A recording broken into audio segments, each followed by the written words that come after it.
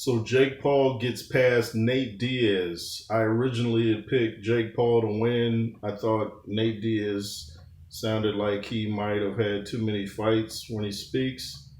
I should have stuck with my original pick because Jake Paul went in there and pretty much did what he wanted, not Nate Diaz down. And this is not looking good for the UFC.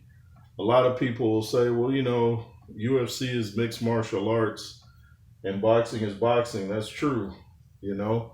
But still, these are professional fighters. You mean to tell me their hand game, their stand up game is that bad to where Jake Paul can be undefeated against UFC fighters? I mean, Dana White, you got some explaining to do, man. How was Jake Paul going through your boys like that? I mean, he's just beating them like they never had a fight in their lives. What's going on? I don't know what's next for Jake Paul. He might fight Conor McGregor in the battle of who cares to me.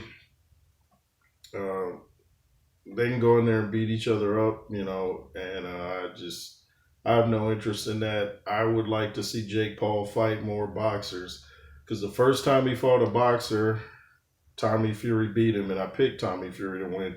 Some people still think Jake Paul won that fight. He didn't win that fight, and when he knocked Tommy Fury down, that was a balance shot. Tommy Fury got right back up. He wasn't even slightly hurt. But we need to see Jake Paul. He wants to be a world champion, then you have to fight boxers. No more of these UFC dudes because apparently their stand-up is pretty weak. Makes me really wonder what Ngannou can do against Tyson Fury. I think Ngannou might be working with Mike Tyson. I heard him mention he wanted Lennox Lewis to train him or something like that. But it's like these UFC guys just ain't ready.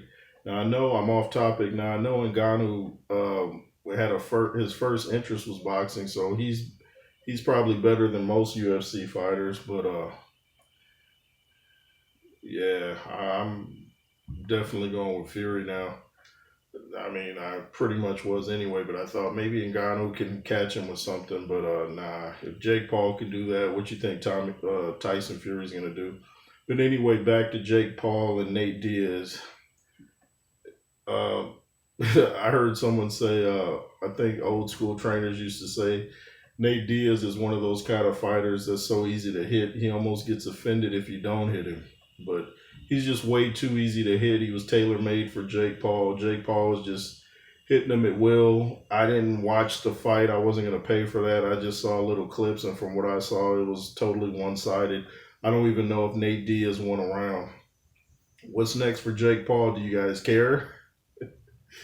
Anyway, it's N.W.J. Thanks for watching. LSR, let me know what you thought about the fight. Let me know, like I said, who you think should be next for Jake Paul. Do you think Nate Diaz should keep fighting? And subscribe. And let's make sure this page takes off like a car with the brakes off.